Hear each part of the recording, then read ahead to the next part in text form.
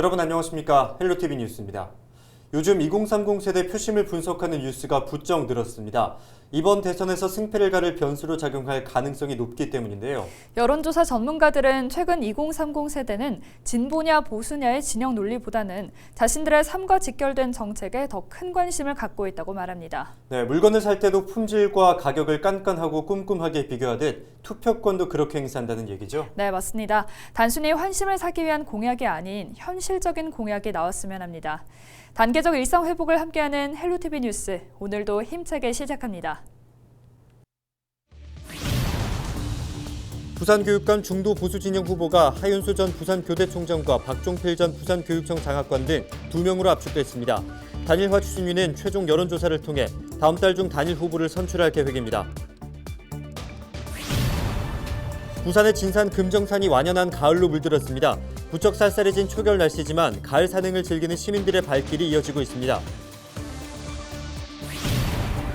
지난 7일 특별활동 수업 강사 1명이 확진된 부산 진구의 한 초등학교에서 학생 12명이 추가 확진됐습니다. 보건당국은 이 강사가 소속된 예능센터에서도 확진자가 나왔다며 추가 조사를 진행 중입니다. 부산시가 행정안전부에서 주관하는 2022년 지역주도형 청년 일자리 사업 공모에서 국비 222억 원 등 462억 원을 확보했습니다.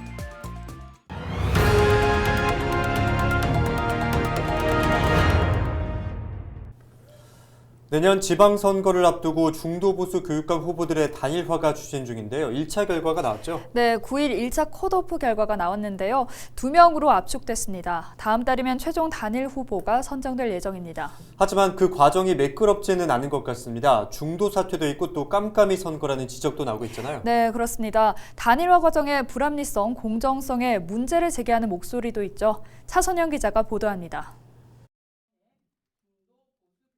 내년 지방선거를 앞두고 진행된 교육감 선거 중도 보수 진영 단일화 후보가 하윤수 전 부산교대 총장과 박종필 전 부산시 교육청 장학관 등 2명으로 압축됐습니다. 중도 보수의 핵심적 가치가 부산 교육에서 꽃이 피기를 진심으로 간절히 소망합니다. 최선을 다해서 반듯한 교육으로 갈 수 있도록 신명을 다하겠습니다. 아이들 교육 잘하겠다고 한마디 하겠다 하는 것도 못하게 하는 이런 참 암울한 현실에 답답하기 그지 없습니다. 어쨌든 시민들의 그 바람 이런 것들을 듣는 그런 좋은 기회였다 생각을 합니다. 부산 좋은교육감 후보 단일화 추진위는 지난 주말 1차 컷오프를 위한 여론조사를 실시했습니다. 여론조사 결과 하윤수 전 부산교대 총장과 김성진 부산대 교수, 박종필 전 부산교육청 장학관이 결선 투표에 진출했습니다. 하지만 김성진 부산대 교수가 이날 사퇴를 발표하면서 결국 2명의 후보가 경쟁을 벌이게 됐습니다. 당초 6명에서 시작된 중도보수 교육감 후보 단일화, 박하늘 전 해양대 총장이 일찌감치 단일화에서 빠지는가 하면 김성진 교수가 사퇴를 선언했고 또 함진홍 전 신도교 교사는 여론조사 결과에 수긍한다면서도 단일화 과정의 불합리성과 공정성 문제를 제기하기도 했습니다. 일부 후보들은 교육 현안에 대한 정책 토론회에 직접 참여가 불가능해 깜깜이 선거의 한계를 느꼈다고 털어놨습니다. 추진위는 후보들의 뜻에 따라 공정하게 진행했으며 선거법 위반 등 우려에 대해서도 적법한 법적 절차에 따라 진행되고 있는 점을 분명히 했습니다. 과거의 경험을 토대로 삼아가지고 빨리 정리를 하는 것이 우리 후보에게 유리하고 또 성공 확률이 높기 때문에 우리가 이제 하고 있거든요. 우리가 지금까지 진행은 우리 추진위에서 한 거는 전혀 없고 후보들이 의견을 갖다 받아들여가지고 그대로 우리는 집행을 하는 거거든요. 추진위는 하윤수 전 총장과 박종필 전 부산교육청 장학관 2 후보를 대상으로 최종 여론조사를 벌인 후 12월 중순까지 중도보수 교육감 단일 후보를 선출하겠다고 밝혔습니다. 헬로티비 뉴스 차선영입니다. 국내 코로나19 예방 백신 1차 접종률이 80%를 넘은 가운데 단계적 일상 회복이 순조롭게 이루어지고 있습니다. 예상하지 못한 건 아니지만 일일 확진자 수는 증가세를 보이고 있는데요. 이럴 때일수록 개인 방역 수칙을 지키는 것이 중요합니다. 보도에 김한식 기자입니다. 부산 진구 코로나19 예방 백신 1차 접종자는 28만여 명. 전체 인구의 80.5%, 만 18세 이상 대비 90%를 넘었습니다. 2차 접종률도 76%를 넘겼습니다. 접종 연령대별로 분석해 봤더니 60대 이상 접종률은 90%를 넘은 반면 50대 미만 청장년층은 83%에 약간 미치지 못하는 것으로 나타났습니다. 소아청소년 및 18세 이상 미접종자들의 접종이 이루어지고 있으며 60세 이상 고령층, 면역 저하자, 50대 연령층, 얀센 백신 접종자, 18세 이상 기저질환자 등에 대한 추가 접종 및 사전 예약도 진행되고 있습니다. 단계적 일상회복 전환 이후 확진자와 중증 환자가 증가하고 있습니다. 이 가운데 접종 초기 대상자였던 60대 이상 어르신들의 확진 사례가 늘고 있습니다. 질병관리청의 지침에 따라 대부분의 예방접종센터는 지난 10월을 끝으로 문을 닫았습니다. 부산 진구의 경우 11월까지 운영될 예정입니다. 이후 백신 예방접종은 위탁 의료기관에서 가능합니다. 돌파 감염을 예방하고 안전한 일상 회복을 위해 추가 접종 대상에 해당하시는 분들은 일정에 맞추어 사전 예약과 추가 접종을 받아주시고 아직 기본 접종을 완료하지 않으신 분들도 접종에 적극 동참해 주시기를. 부산 진구는 백신 접종 혜택으로 추첨을 통해 10,000명에게 관광 상품권을, 5만 원권 선불 카드의 경우 2만 명에게 지급할 계획입니다. 헬로티비 뉴스 김한식입니다. 네, 60대 이상에서 돌파 감염 사례가 증가하는 건 아무래도 시간이 지나면서 백신 효과가 떨어지기 때문이 아닌가 싶습니다. 네, 그래서 방역당국은 접종 완료한 지 6개월이 지난 어르신들은 추가 접종할 것을 권고하고 있거든요. 방역의 끈을 놓지 마시고 때가 되면 추가 접종을 하시길 바랍니다. 네, 이어서 다음 소식입니다. 부산의 진산이라 불리는 금정산도 울긋불긋 가을빛으로 물들었습니다. 금정산 곳곳에서 만끽할 수 있는 가을의 정취를 안수민 기자가 전해드립니다. 단풍잎이 빨갛고 노랗게 물들었습니다. 가을비가 내리고 난 다음 날, 등산로에는 포근한 융단처럼 낙엽이 내려앉았습니다.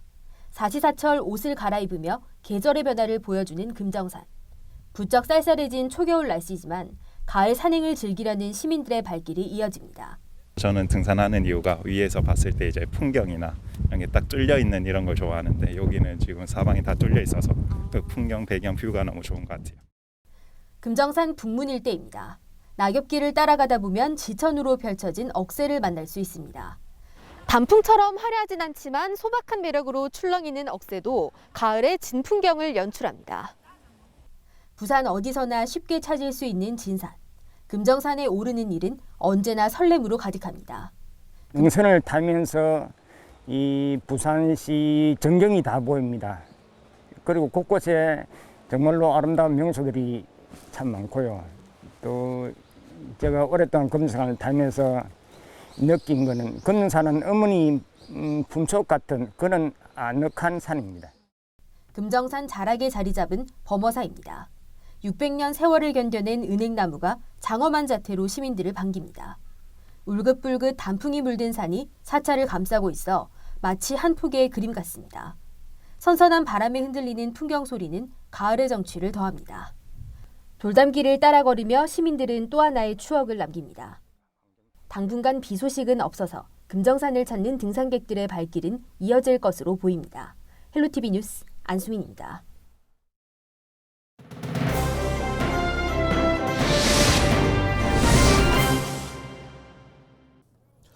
네, 오늘 키워드 뉴스 첫 번째 키워드는 이번에는 학교입니다. 산발적인 코로나19 집단 감염, 연쇄 감염이 계속되고 있는데 이번에는 부산의 한 초등학교에서 집단 감염이 발생했습니다. 부산 진구의 한 초등학교인데요. 특별활동 수업을 진행하는 강사 한 명이 지난 7일 확진 판정을 받았는데 접촉자에 대한 검사 결과 학생 12명이 추가 확진됐습니다. 우리 아이들 얼마나 놀랐을까요? 그런가 하면 이 강사가 소속된 서구의 예능센터에서도 수강생 4명과 종사자 3명이 확진돼 보건당국이 추가 조사를 진행 중입니다. 9일 0시 기준 신규 확진자는 46명입니다. 두 번째 키워드입니다. 청년 채용문 활짝. 키워드만 봐도 참 반가운 소식인데요. 부산시가 행정안전부에서 주관하는 2022년 지역주도형 청년 일자리 사업 공모에서 국비 222억 원 등 462억 원을 확보했습니다. 이는 지난해보다 117억 원이 늘어난 역대 최대 규모입니다. 시는 데이터와 네트워크, 인공지능을 포괄하는 D&A 분야, 기계와 조선, 자동차 산업이 포함된 주력 분야 등 5대 핵심 분야에 집중하면서 단순한 인건비 지원이 아닌 청년과 핵심 분야가 함께 성장하는 경제 구조를 만들 계획입니다. 예산도 예산이지만 청년들이 체감할 수 있는 일자리가 많아지고 또한 청년들이 이를 통해 도전할 수 있는 환경이 만들어지면 좋을 것 같습니다. 이번 키워드는 조금만 더 불편하게인데요. 뭔가를 바꾸려면 편리하게 해야지 이게 뭔 말인가 싶으실 겁니다. 바로 시민불편운동본부 이야기인데요. 편리함을 추구하는 생활 습관 때문에 발생하는 심각한 환경 문제를 해결하기 위한 일종의 환경운동이 펼쳐지고 있는데 부산진구가 이 캠페인에 동참하기로 했습니다. 앞으로 1년 동안 친환경 수행과제를 설정해 실천하고 시민들이 환경 문제에 관심을 가질 수 있도록 활동할 예정인데요. 지역사회 전반에 탄소 중립 실천 문화가 퍼져나가는 계기가 될 수 있겠네요. 마지막 키워드입니다. 교통환경도 무장애. 장애인과 비장애인 누구나 편리하고 안전하게 이용할 수 있는 무장애 교통환경을 구현하는 교통서비스 고도화 사업이 추진됩니다. 스마트시티 챌린지 사업이라는 이름이 붙었는데요. 부산시와 부산정보사업진흥원은 국내 최초로 광역시 전역을 대상으로 무장애 교통 서비스를 확산하고 교통경로 탐색, 대중교통과 승차 공유의 거점 역할을 할 정류소 등의 무장애 시스템을 적용할 계획입니다. 이 밖에도 특별교통수단 운영에 있어서도 통합 플랫폼을 구축하고 배리어 프리 디자인을 도입해 서비스 접근성을 높이는 방안도 추진합니다.